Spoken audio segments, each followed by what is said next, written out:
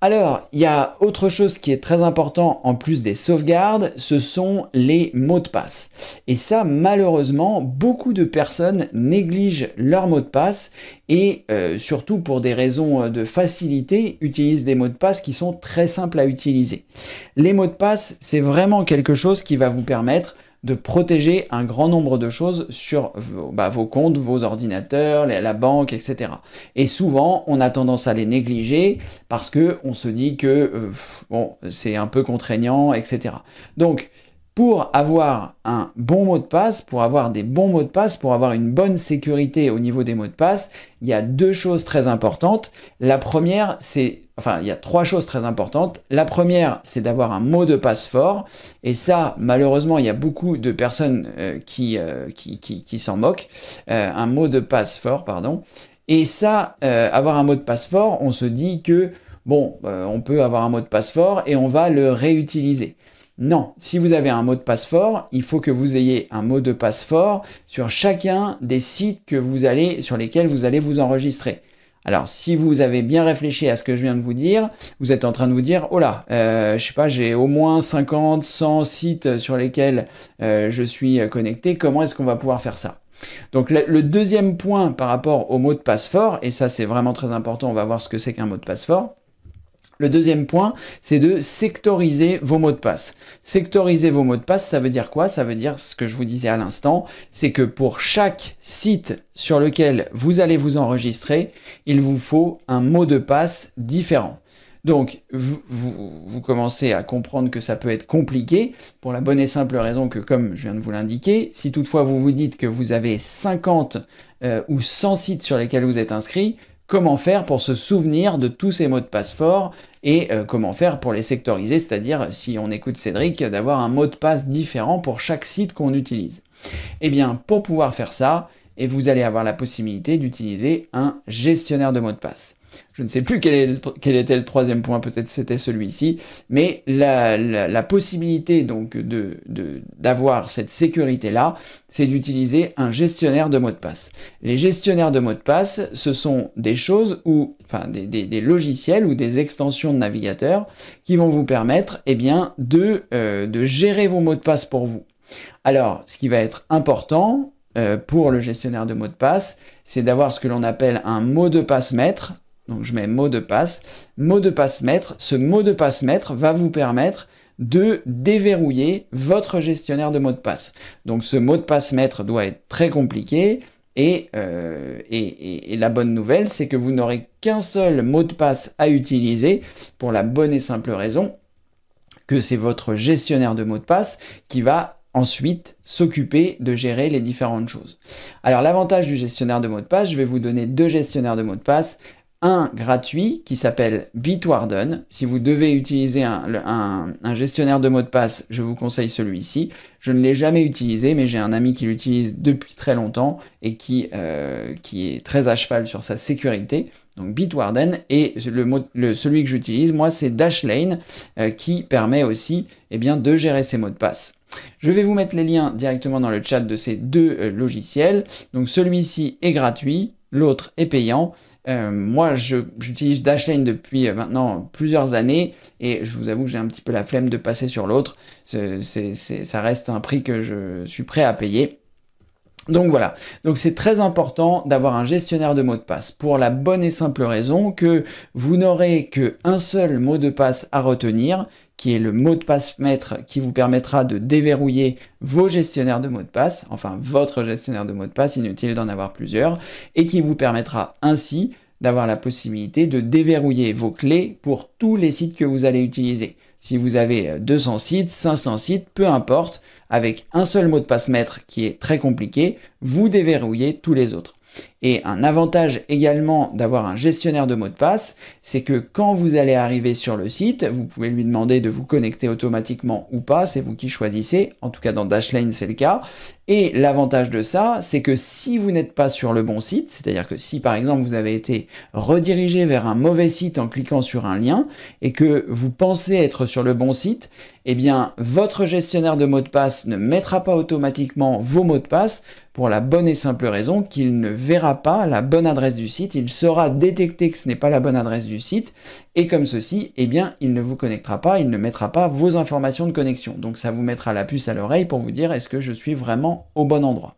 Alors sachez qu'il peut arriver que le gestionnaire de mots de passe ne reconnaisse pas le site alors qu'il est légitime. Dans ce cas-là, vous pouvez sélectionner l'adresse, rafraîchir l'adresse, et normalement, il devrait être en mesure de le trouver. Mais si toutefois, il ne veut pas se connecter automatiquement, soyez toujours vigilant par rapport à ça. Donc voilà, je vais vous donner les adresses de ces deux gestionnaires de mots de passe. Et en fait, le gestionnaire de mots de passe, c'est ce qui vous permettait de sectoriser, c'était le point numéro 2. Et le point numéro 3, c'est d'utiliser les authentifications double facteur. Vous l'avez peut-être déjà vu, 2FA, c'est une authentification à 2 étapes. Je vais vous expliquer ce que c'est juste maintenant. Et après, je vous mettrai les liens des différents gestionnaires de mots de passe.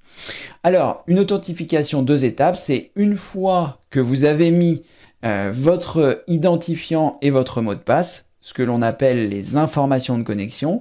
Des informations de connexion, c'est en général un identifiant et un mot de passe. Donc ça qui est normalement géré par votre gestionnaire de mot de passe si vous utilisez celui-là. Et ensuite, eh bien, lorsque vous avez mis le couple identifiant mot de passe, vous avez une seconde autorisation qui est demandée. Et là, vous avez plusieurs possibilités. Soit ça peut se faire par SMS, c'est-à-dire que vous avez renseigné à un moment ou à un autre, quand vous avez activé la validation 2 étapes, votre numéro de téléphone. Et donc, un code va vous être envoyé par SMS. Il faudra le rentrer, en plus de votre identifiant, votre mot de passe, le code qui vous a été envoyé. Et vous pourrez ainsi vous connecter sur le site. Alors, les SMS, il paraît que c'est pas super. Moi, j'utilise les SMS parce que je trouve que les autres solutions ne me conviennent pas.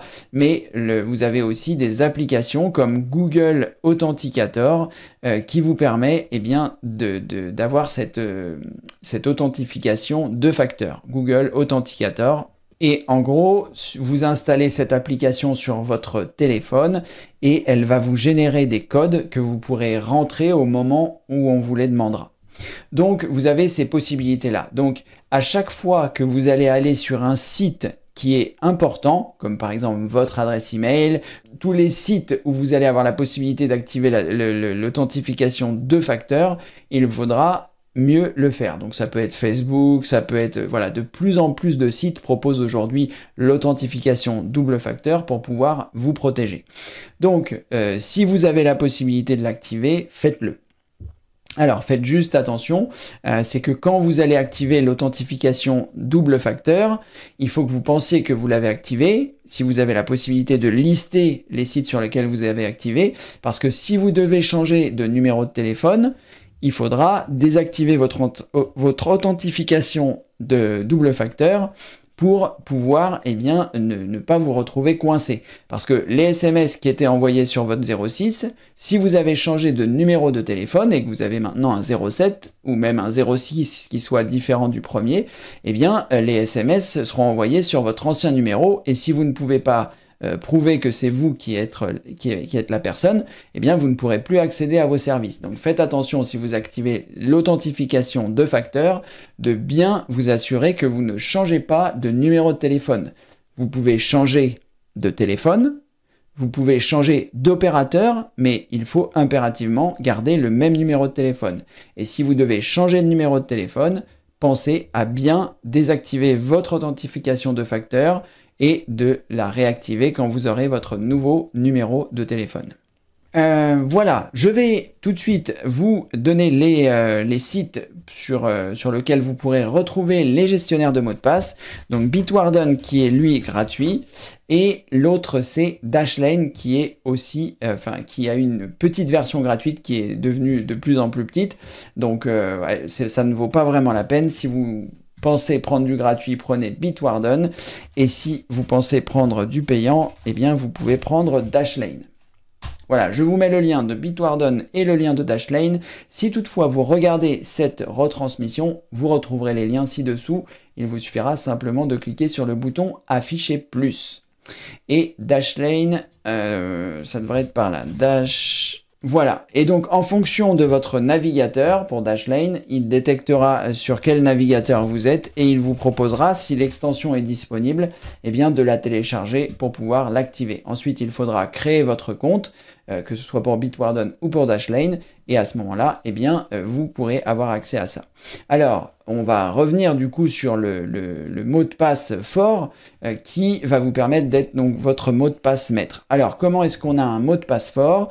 On a un mot de passe fort quand on a, allez, on va dire 16 caractères. Le mieux, c'est 20, mais bon, déjà 16, c'est pas mal. On va dire 16 ou 20, si vous avez le courage de faire 20, c'est mieux. Et ensuite, il faut que vous ayez des majuscules, il faut que vous ayez des minuscules, il faut que vous ayez des chiffres, il faut que vous ayez des caractères spéciaux. Et là, si vous avez ça, déjà vous êtes mieux que 90% de la population, je vais dire, parce que le nombre de personnes qui ont un mot de passe qui est la date de naissance de leurs enfants, le nom de leur chien, une combinaison de tout ça, voilà, sachez que si vous avez ça, vous n'êtes pas bien protégé. Alors, comment est-ce que vous allez pouvoir avoir un mot de passe maître dont vous allez vous souvenir et qui va être quand même protégé par tout ça? Eh bien, le plus simple, c'est de trouver une phrase qui ne veut pas dire quelque chose de spécial et ensuite de la mixer avec des majuscules, des minuscules, des chiffres et des caractères spéciaux pour que ça vous parle.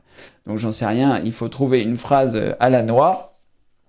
Le cheval blanc d'Henri IV est jaune, par exemple, et ensuite, une fois que vous avez fait ça, eh bien, vous écrivez le mot de passe, enfin, vous écrivez ça, le cheval blanc, bon là ça va faire beaucoup plus que 20 caractères, mais vous avez compris le principe, et ensuite, vous décidez à quel endroit vous allez mettre les majuscules, à quel endroit vous allez mettre les minuscules, à quel endroit vous allez mettre les chiffres et les caractères spéciaux. Donc, vous pouvez remplacer par exemple les E par des 3, le A de cheval par une arrobase, vous pouvez mettre un chiffre entre blanc et cheval, et vous pouvez mettre un point d'exclamation à la fin. Voilà, vous comprenez le principe. En fait, il faut que vous trouviez une phrase qui ne veuille rien dire, qui ne puisse pas forcément être trouvée par quelqu'un, et ensuite, eh bien, vous allez lui attribuer des caractéristiques. Donc ça peut très bien être le H qui est en majuscule, etc.